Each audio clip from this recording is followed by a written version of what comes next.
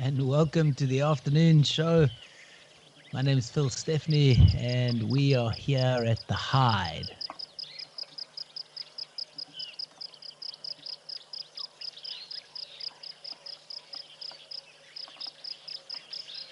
Hope you've all had a great afternoon so far. I think some of you have been watching the cameras for a while. It's brilliant. Thanks for being with us.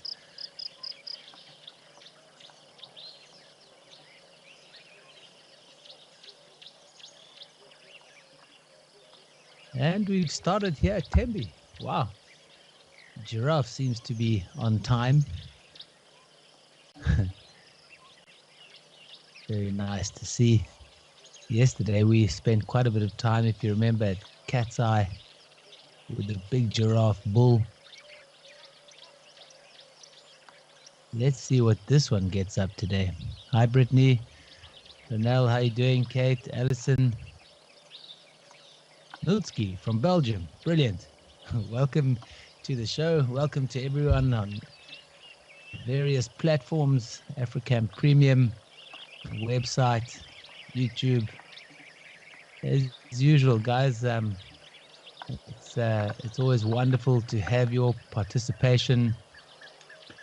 If you have any questions, wildlife-orientated questions of the stuff we're seeing right now, something you may have seen on the cameras over the last couple of days, fire away. It's always nice to have some discussion with like-minded people.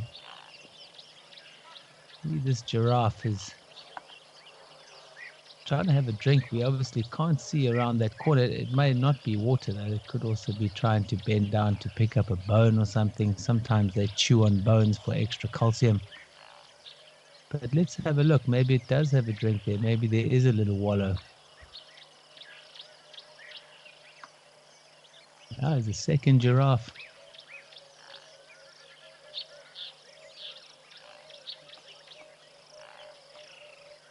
Annie, welcome to the show. So these cameras are controlled by people who we call Zoomies, part of the Africam team. And they are scattered all around the world. They volunteer their time. Oh, yes, it is having a drink. Okay. I haven't seen elephants drinking there yet. That's quite nice to know. There is water everywhere. Yeah, Hanny, so people volunteer their time and have done so, some of them for years, and they essentially move these cameras around for us, zoom in, try and spot things. They also start the process of alerts, really key people within the team.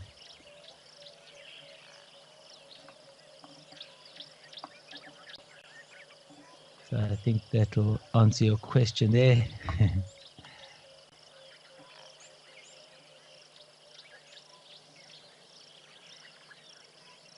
See the oxpeckers flying around between the two giraffes. It's quite tricky to tell today.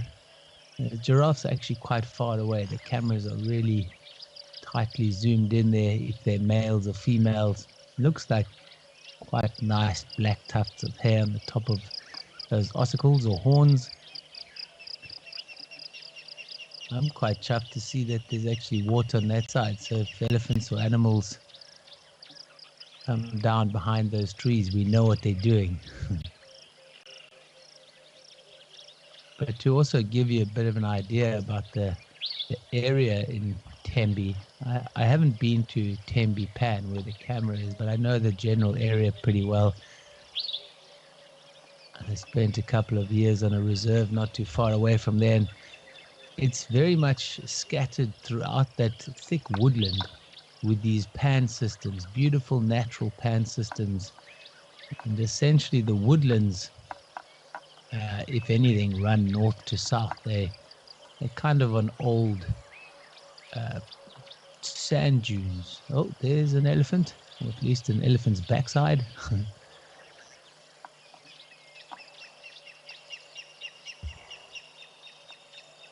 As if you can imagine, so Tembe is really close to the Indian Ocean on the border of Mozambique and South Africa.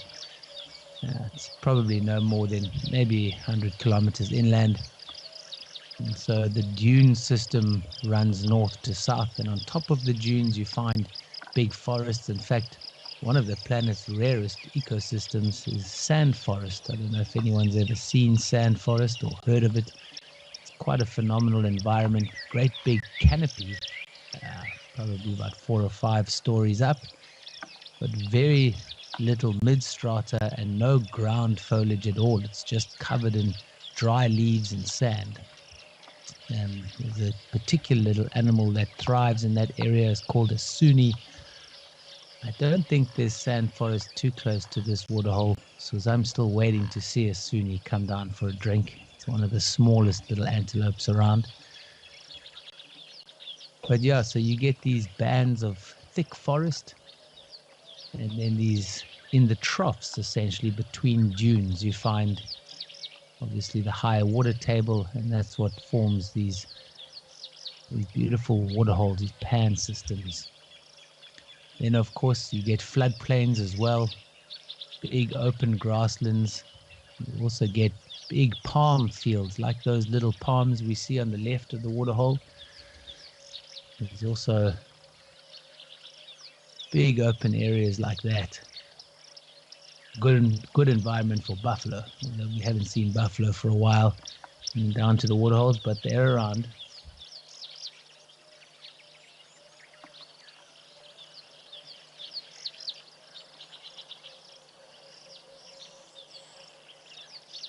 Wonderful impala also taking its time to come down for a drink.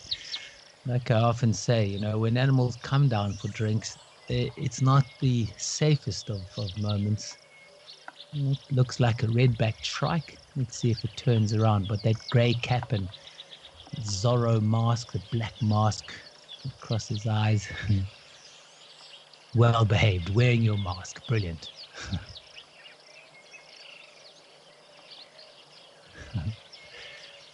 And the redback shrike is still a great sign of summer. Still plenty of time to go. There we go. There's a bit of that red hazelnut shoulder.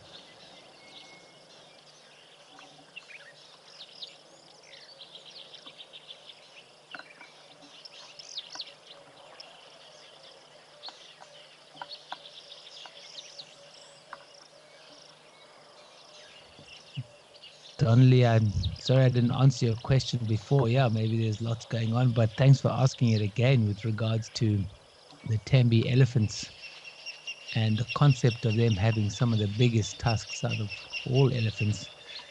The original gene pool of elephants that exists in Tembe is basically an untouched gene pool from way back when, day one kind of thing, if that makes sense. So they still have a very powerful gene that have kept big tusks. In many other areas, there is a well understood concept that over the years, where gene pools have been wiped out, unfortunately, by man through original ivory collection and then became commercial hunting. Again, I don't necessarily want to open the can of worms of hunting. But basically, over the years, the big bore rifles came about in about 1912. And when that started happening, the big tuskers in many areas were shot out and essentially diminished the gene pool of not only elephants. In some areas, lions are maneless. The size of the animal is smaller. It's pretty well known, the concept in the fishing world. But here in Tembe, it's quite interesting. It's only up until about the 40s and 50s that people were able to move into these areas because of tsetse fly and the Anopheles mosquito, essentially spreading malaria and sleeping sickness. Around the 50s, thereabouts, stand to be corrected, but it's around that time, only then did the government of the time actually use DDT, another concept. I don't really want to open the can of worms there, but basically made it possible for people to move into this area, and they didn't even come up as far as Tembe. So essentially, the gene pool that we find here of elephants is a really raw and natural, long existing gene pool that allows the elephants to have really big ivory and the females still to have fair sized tusks. In some areas, you look at some of the females, they're tuskless. It's not because they've lost them, they've actually lost that gene pool. And then the big bulls, they might still have wide-ish tusks or thick tusks, but not very long. In fact, the concept of tuskless elephants and maneless lions is quite an interesting one. It's one of the uh, most obvious changes one species has made to survive against the other in a very short period of time, because essentially if you're a maneless lion, nobody wanted to hunt you as a trophy, so you were left alone, which is quite an interesting concept to get your head around. Again, I'm sure there's lots of angles and lots of discussions, but that will give you some food for thought. Hopefully that answers your question. Oh, the pal is running in. I think just from excitement. I don't think there's a predator chasing it. Giraffes come back.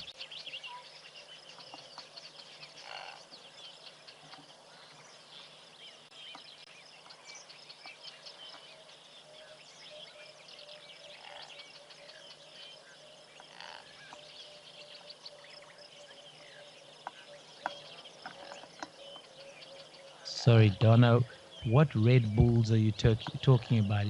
Red elephant bulls?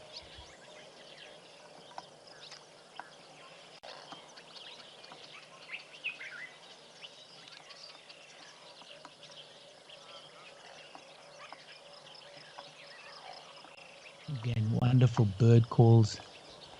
Dark-capped bulbul, some of you might know there's a black-eyed bulbul calling.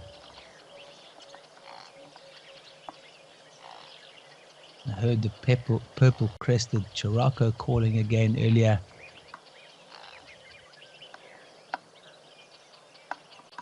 No ways, Donna. Did you see a Sunni on the cameras? That's incredible.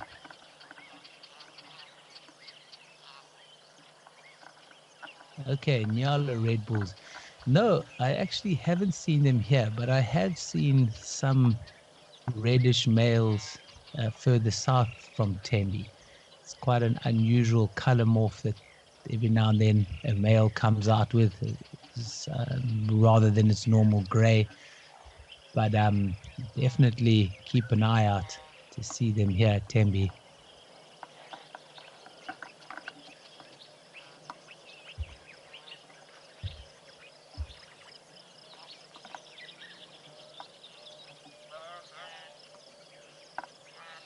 I'll definitely also keep an eye out for a Sunni. That would be a sighting.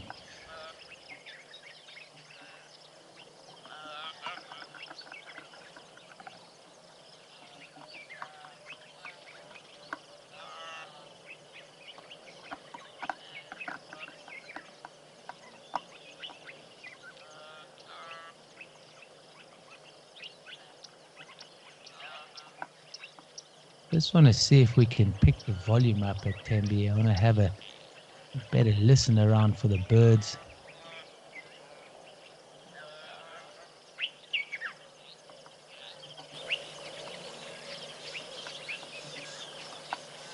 There goes the dark-capped bulbul calling.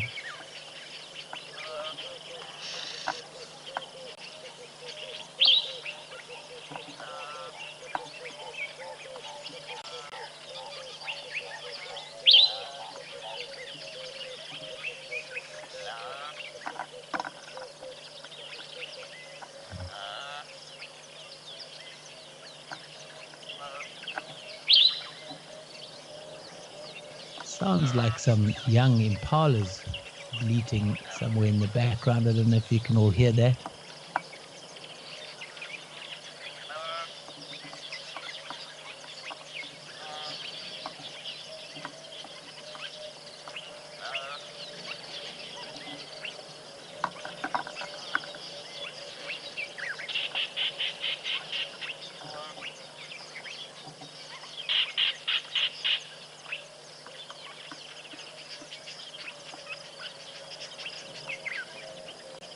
think that sound in the background is that red-backed shrike screeching away.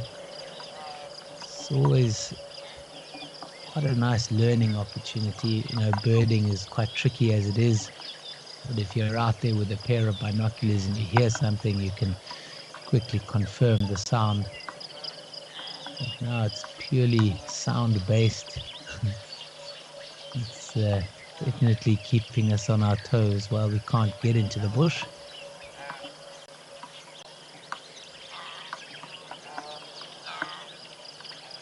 Donna, you've definitely seen some rare sightings. Pell's fishing owl. I think I saw that one as well. It was sitting on a sandbank underneath the fig trees, if I'm not mistaken. There's some big scores there. The giraffe having a wonderful drink at the back pan today. A beautiful reflection.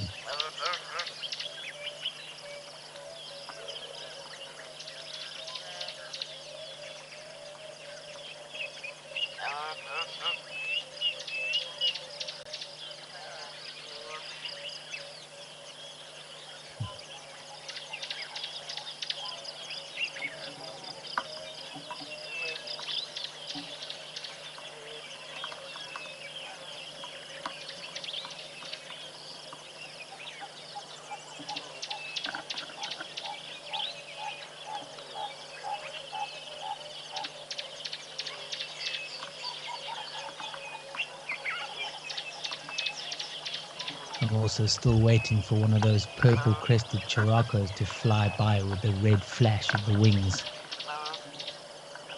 Incredible, almost crimson-like wing feathers. Interesting, we just saw that one elephant disappear into the thickets. They must be nicely spread out at this time of year.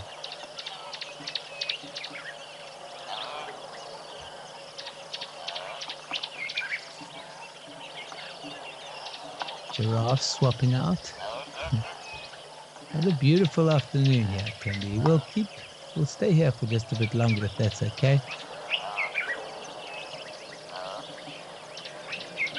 Just a wonderful, relaxed scene.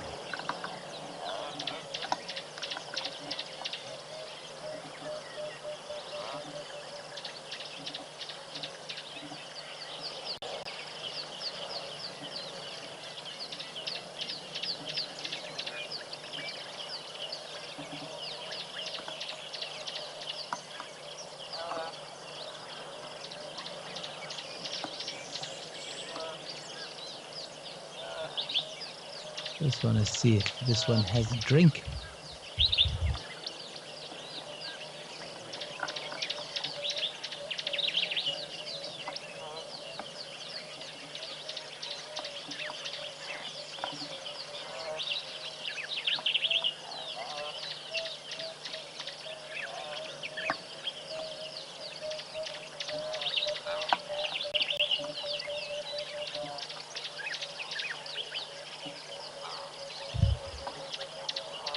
There's another little bird calling in the background.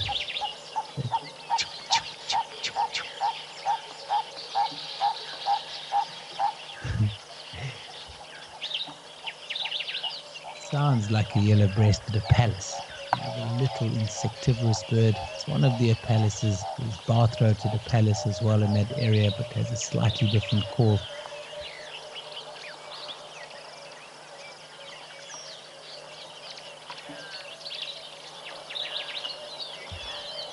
Beautiful big giraffe joined the party there. You can see quite clearly there that that one's rather dark.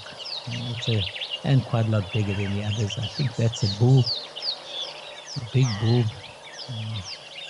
Might have come to inspect these females. Again, I'm not 100% sure if they are females, but that's my first guess on their size.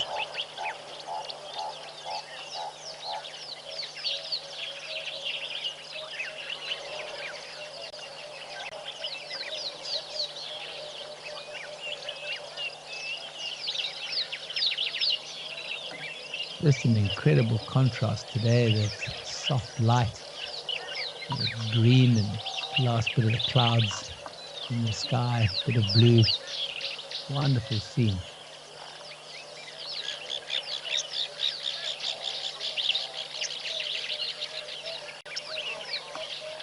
I think the one on the left is a female.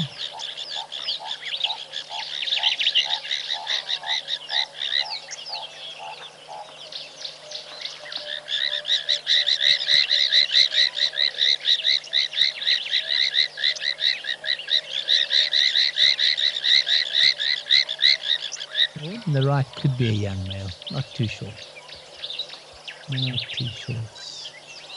The impala's slowly coming in as well. Nobody in a rush. Again, I keep saying it, but I haven't seen the big pride of lions that do frequent this waterhole. Again, they've probably got a lot of open space right now to choose. They don't need to hang out just at this water.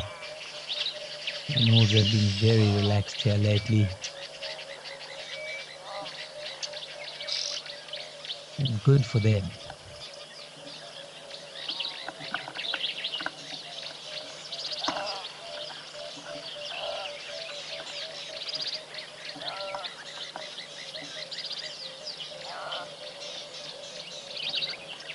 Okay, guys, I think we'll come back here, as usual, moving in between the different cameras. I just want to go and take a look at Tau for a little bit. There's also some impalas enjoying the afternoon. Also, just a wonderful contrast again. Everywhere has had incredible rains. I had a look at the weather forecast.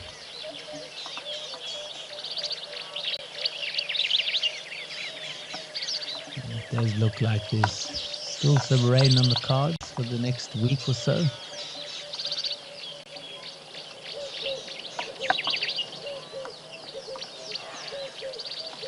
Now let's have a look across here.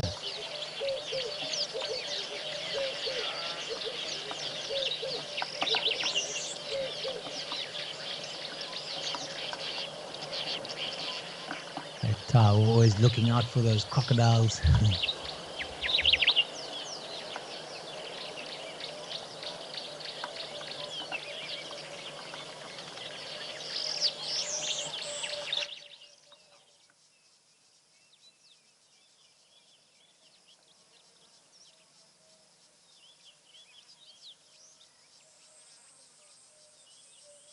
Donna, when you mentioned red bulls, there's sometimes here in the dry months we see, you might have seen them as well, elephants that are covered in the red ochre clay, and it makes them look quite red.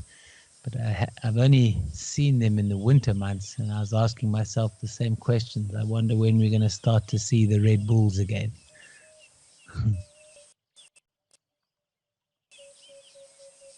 But there too, springbok. Nice to see springbok. It's quite an, out of all the places where we've got cameras, it's the only place you're going to see springbok and impala in the same spot. So that's quite special. Don't see big herds of springbok. I suspect they get a little out-competed by the impalas. But there's always one or two around. Special to see.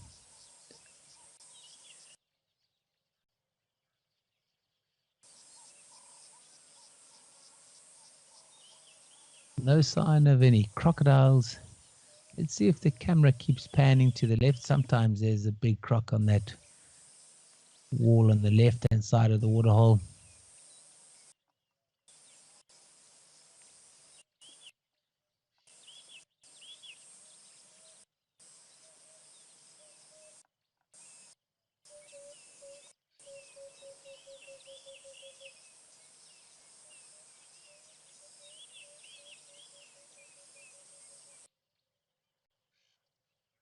I just want to give it some time for the camera to move across.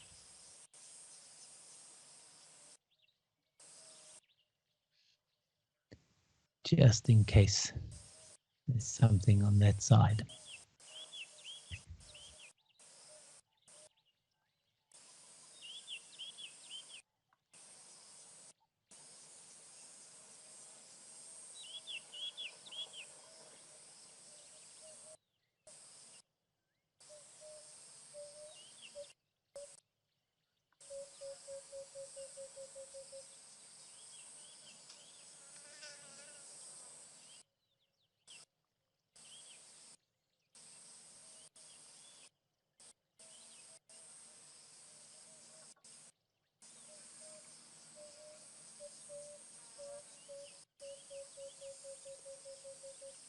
Nope, no sign there.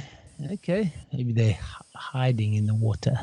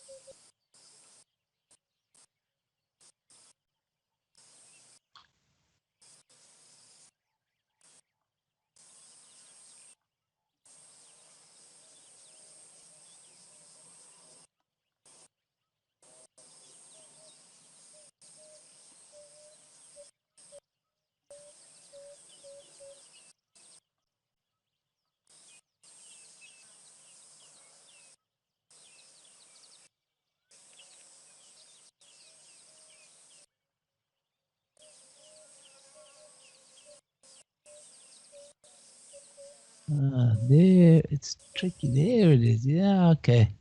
Wondering what that was. In the water.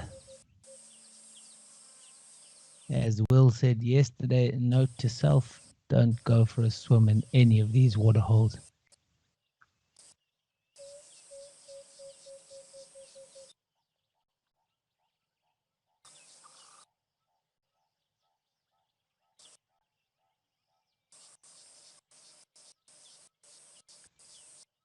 Hey, seems like he's coming straight towards the camera.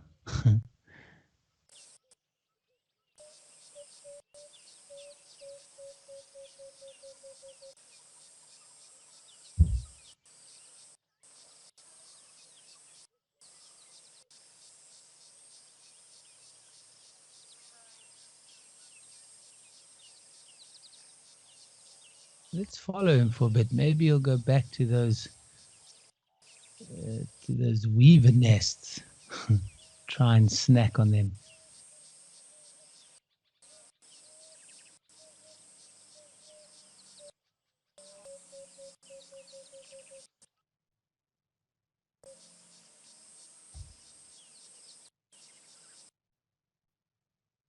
Wow, that's a perfect view of them. Nice to see them moving.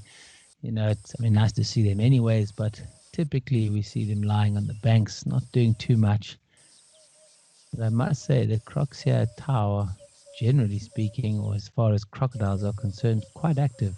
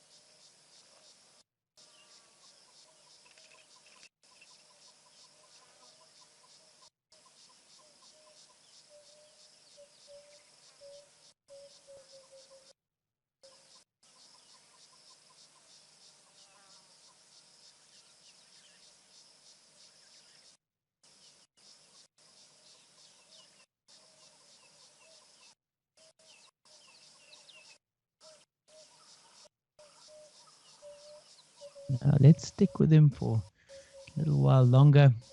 Just really interested to see. The last time we saw a croc moving across at this speed, that was that one that disappeared into the long grass, into the thicket. That caused a bit of havoc amongst the zebras and waterbuck. Let's see what happens here. Again, I love the concept that there's no script, there's no plan. We really just take in what we see what happens. Impala, whatever you do, don't go for a drink now.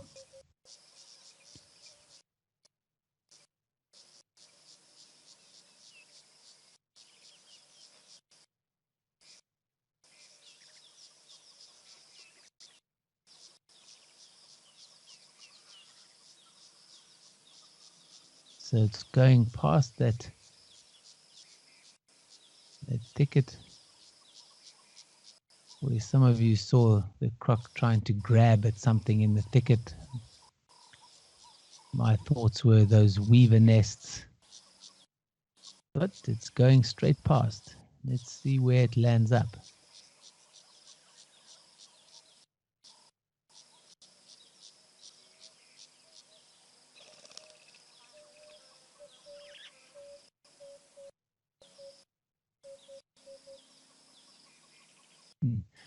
Actually a beautiful snapshot there. But an interesting one with the croc in the foreground, the greenery and the impalas. It was somewhere around that area where it got out of the water last time.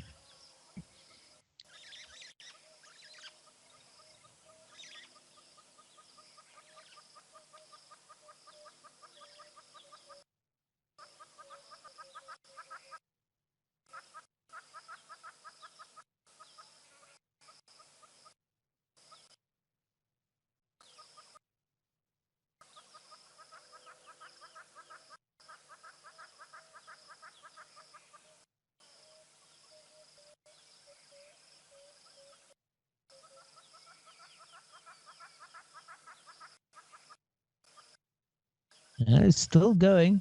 It's still going. He does seem to be in a bit of a rush. He's certainly not dawdling about there.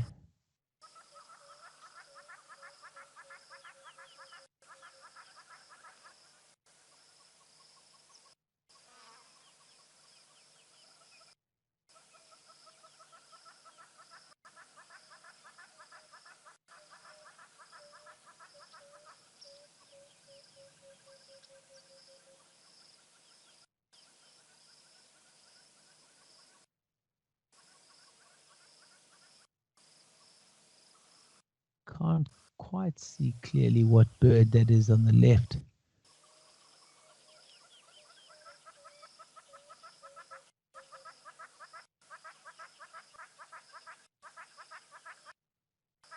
The croc's changed tack, heading towards land.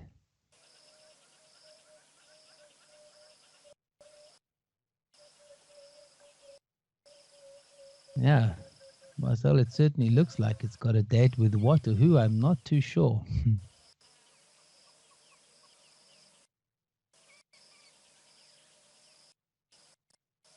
Maybe we'll find out.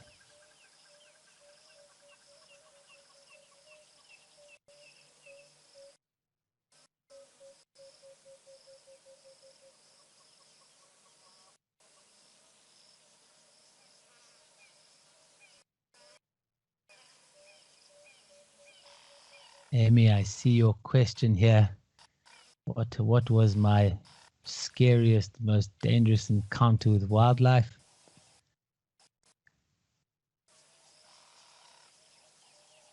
I'll answer that shortly. There's some long answers to that. Let's keep watching this crocodile, but before the end of the show, I'll tell you one of the stories.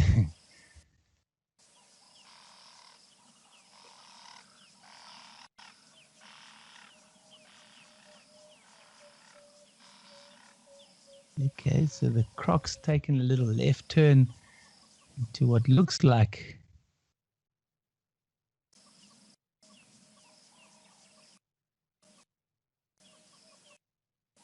gone into a bit of a thicket there in the water, but there might be a bit of a channel on the left. Can't see it anymore.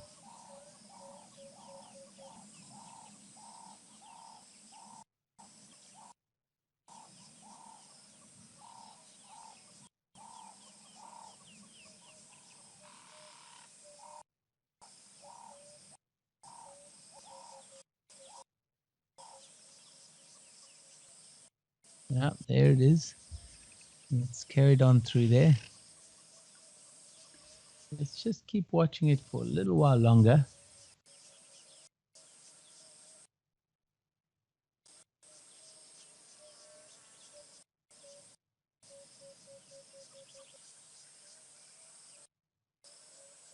maybe we'll keep an eye on this camera on another screen.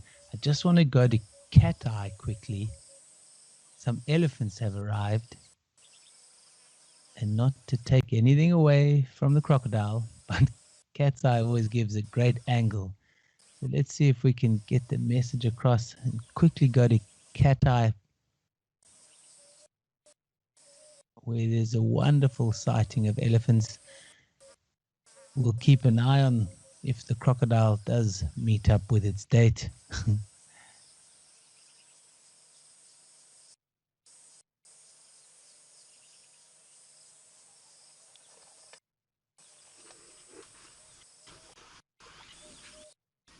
Oh, just in time. Look at that. Wonderful herd of elephants coming for a late afternoon drink.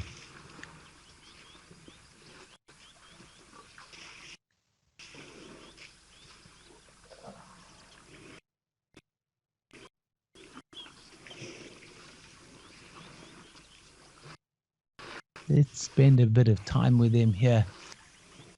I do have some pictures and highlight pictures from the snapshots, but it's always really special when things just arrive on the live cameras, especially at this waterhole. This angle is just perfect.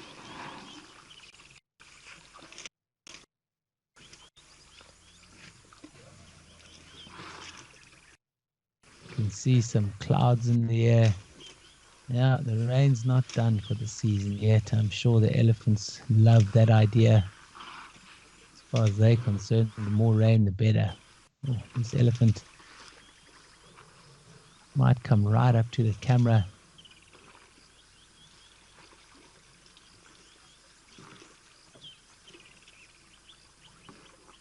Oh.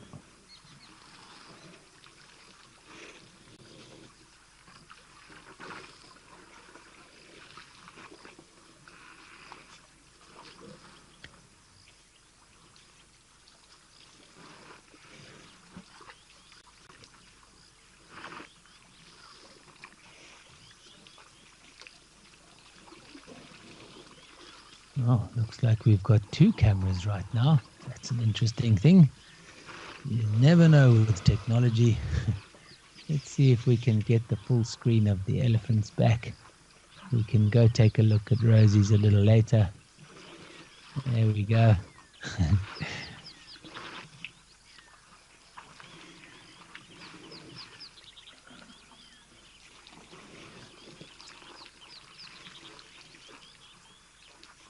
Indeed, the perspective on their size is great from Cat Eye. Very relaxed. Relaxed afternoon. No wind, no panic. Really nice to see that. Love the clouds in the background.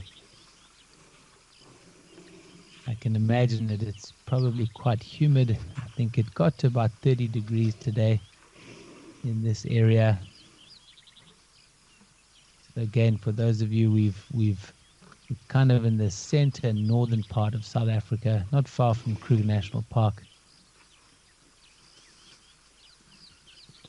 With the clouds and the rain that's fallen over the last couple of months, it will be quite humid.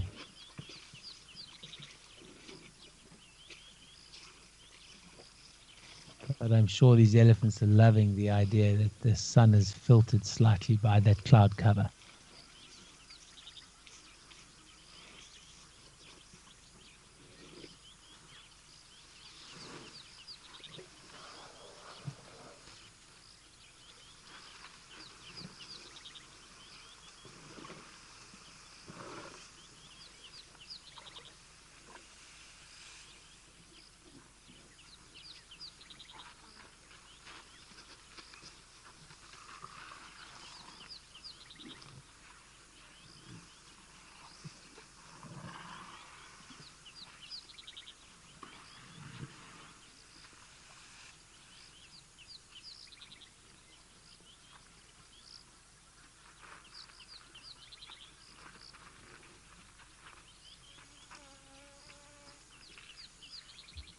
just slowly watch them move off, and then we'll go back to Tau. I just want to see what happened with that crocodile.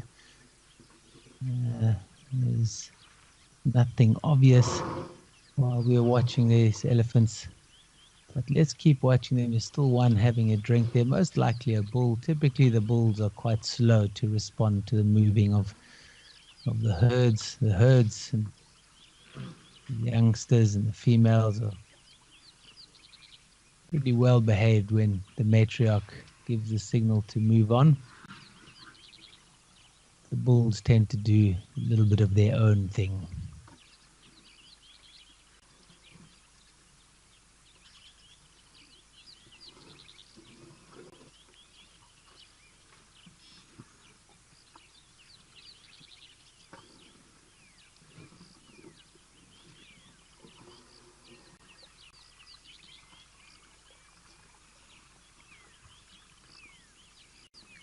But they haven't moved off too far. Just having a feed.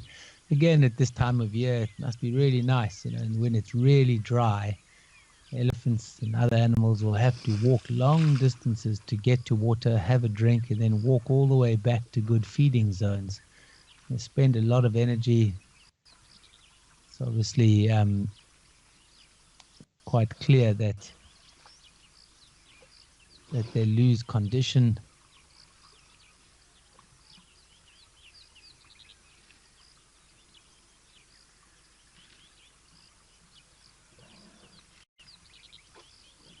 They've all been in fantastic condition.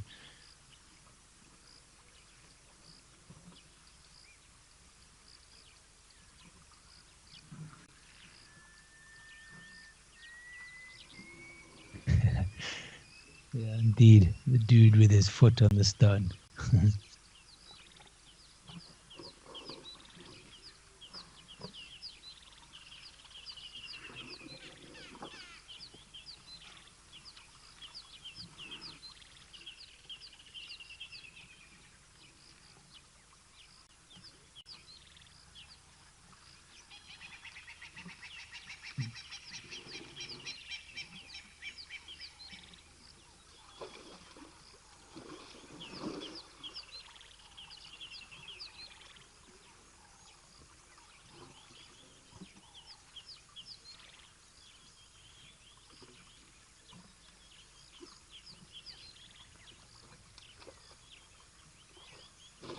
Very relaxed up there. Okay.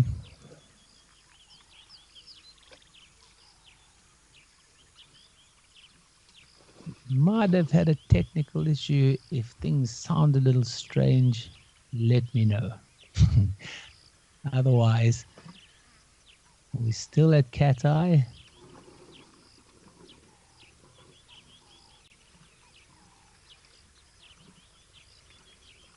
This last elephant bull.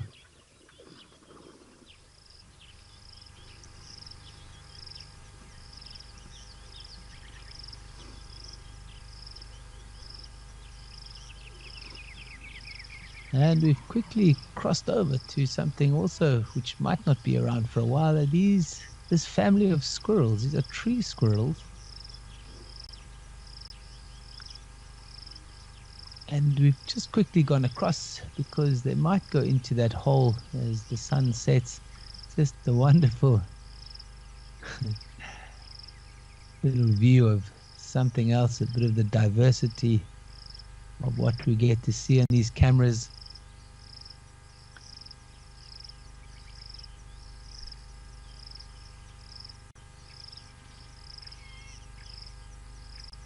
We can go back to Cat Eye Pan in just a few minutes. Just want to have a look. I think there's 3 there. Might be, I think I've seen some smaller ones. I think they nest on that branch on the left-hand side.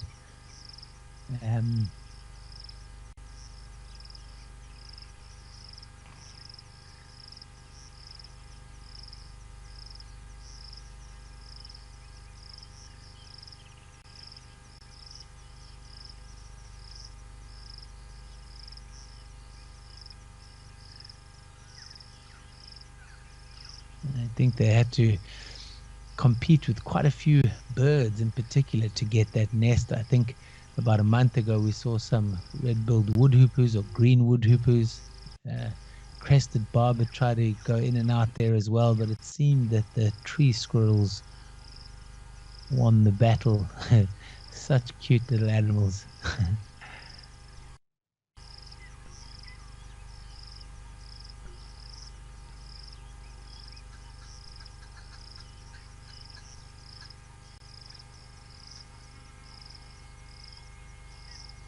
Okay, I just want to go back to Cat Eye if we can. Just see if those elephants are still around.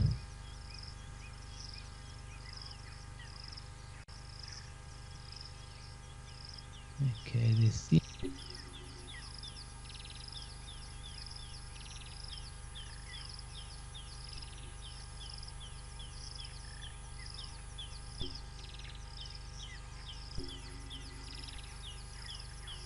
and see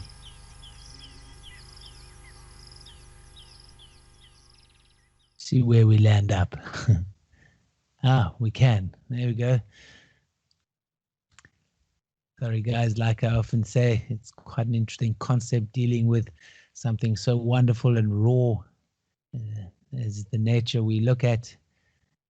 And there's something just as wonderful, sometimes just as raw as the whole technical side of getting this through to everyone. It's quite incredible, actually, the concept of having cameras in the middle of nowhere, people scattered around the whole planet, seeing what we see, hearing what I'm saying. It's quite phenomenal, really. The elephants are still around there.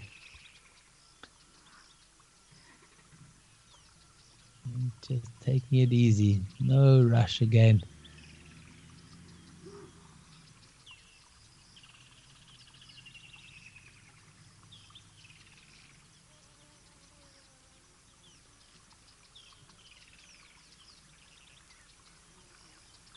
Okay, Amy. Just while those elephants are feeding there, taking their time, and before I don't get to your question, the most dangerous or scariest moment with wildlife. Well, there's been a couple, but probably about 3 years ago, I was taking a safari in the Lower Zambezi National Park on the Zambezi River with a group of folks, and we spent 3 nights looking for all sorts of things, but which we did see, we just didn't see lions. So on the very last night, while we were having dinner, we had finished up our game drive. We still had lions, and I thought we would be leaving the next morning without seeing lions, which is quite unusual. But anyway, it does happen. And so while we were having dinner, we heard this most incredible commotion right on the river banks. You could hear it was lions taking down something. I knew it was a buffalo. I told everyone to drop their knives and forks, drop everything, get the car, and we raced off in the middle of the night, probably like 10 o'clock at night or something like that, to go and see if we can catch the end of what landed up being 2 big male lions that had killed a buffalo on the banks of the river. So when we zoned into the environment where we could hear the movement, we just couldn't get ourselves in because the bank was quite steep. But I did see a little gap that I thought we could put the vehicle into 4-wheel drive. If you've been on safari, you'll know that they're pretty phenomenal vehicles. Anyway, we drove down into this gap. We got right to the water's edge, so we couldn't go any further forward. We could reverse out, but it was quite steep. But it put us in the perfect position. It just happened to be really close to these 2 big male lions that had just killed a big buffalo. So we told everyone, to keep quiet and keep still, but we had the spotlight out and watching. We couldn't believe our luck. We finally seen lions, and not just any sighting. It was the best sighting ever. And we ended up spending about an hour and a half with the spotlight on. And when it was time to go, tried to turn the ignition and the car wouldn't start. It just clicked over. It's not a great feeling, especially when you've got two big male lions feeding pretty vigorously next to the vehicle. Anyways, everyone went very quiet, including myself. I looked back at everyone, obviously, don't worry, it's not a problem. We've got this under control. And I tried again. I turned off all the lights, turned off the spotlight, and the car wouldn't start. Absolutely flat battery. We can't roll forward to jumpstart the car because the river's in front of us. Got thick bush on either side.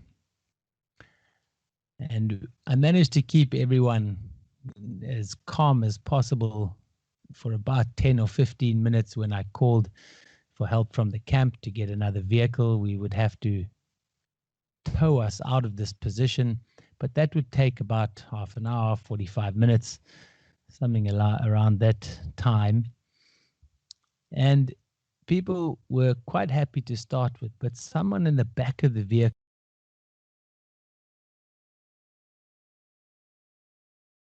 something from the front of the vehicle. And because we were trying to save whatever battery we had to use the spotlight should we need it, I had the spotlight off. And the next thing, from where the lines were, I heard this line thudding towards us and giving the most incredible ground. It essentially mock charged us in the dark because this person stood up in the back. And as I turned the spotlight on, the line was right next to the car. It seemed like it might want to jump into the car, but luckily it didn't. The spotlight blinded the line. It couldn't see what was happening at the back of the light. So thank goodness nobody panicked. The lines moved off a little bit, and that eventually gave us the opportunity to hitch up the other car to pull us out. But that was a pretty close call. So we're still here to tell the story. And we'll see how we go on some of the other shows. I've got a couple of other stories. I hope you all heard that clearly. We, again, might have broken up here and there. But we've moved across to Tembe, it seems, where there was an elephant bull. There's still the impalas.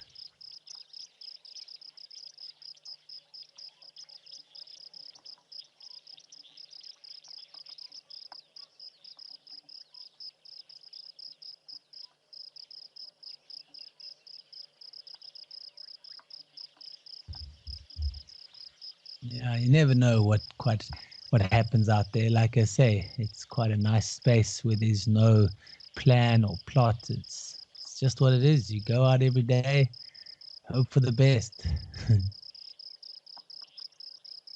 We did eventually, though, get some great photographs of the lions and the buffalo. Talking about great photographs, I just want to go through some of the snapshots that were taken over the last couple of days in various places.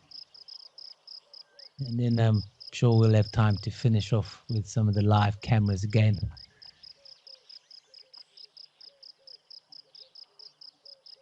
But here's the first snapshot of two beautiful giraffe at Naledi.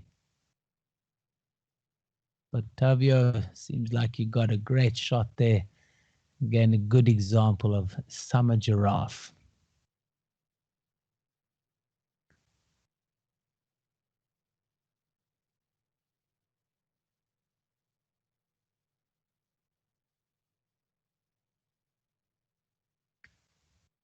I think we'll go through the whole slideshow because there's some great ones. Here's something different. Robbie, you got a great photograph of a blue pansy. It's hard enough trying to get shots of these while walking around a waterhole, but you managed to capture that perfectly, those beautiful purple and blue spots on the inside of the wings. It almost looks like this butterfly was freshly hatched from its cocoon. It looks perfect, perfect colors.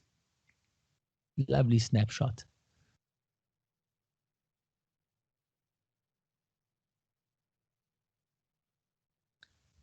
There's another great shot, just illustrating a lot of diversity that we have in the cameras. There's a warthog squeezed in the back between two zebras, wildebeest on the right and impalas. Lovely photograph.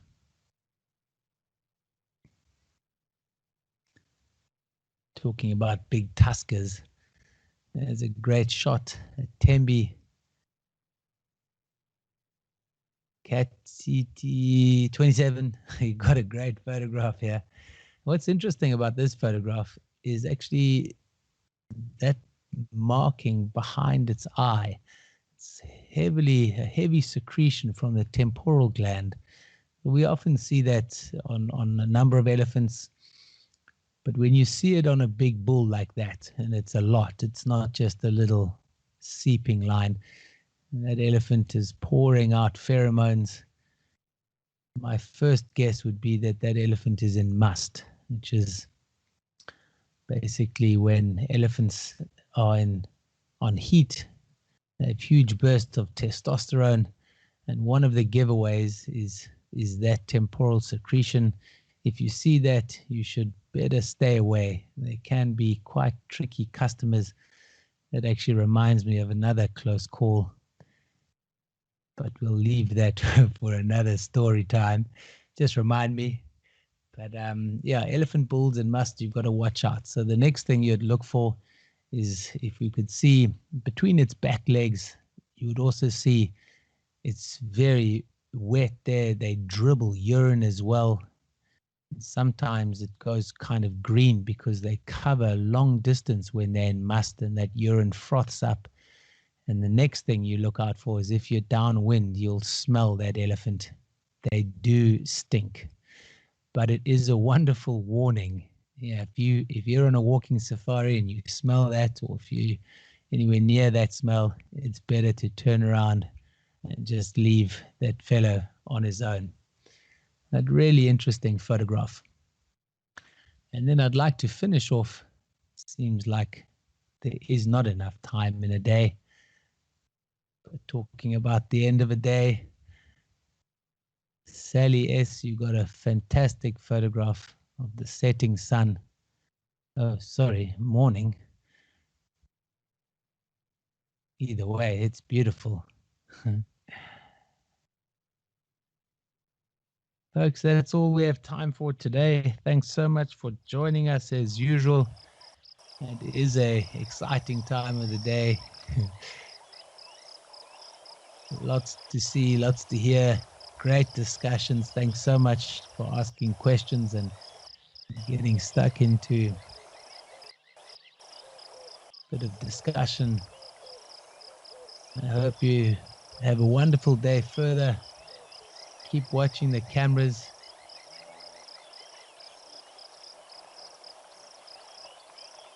And we'll see you on the next show.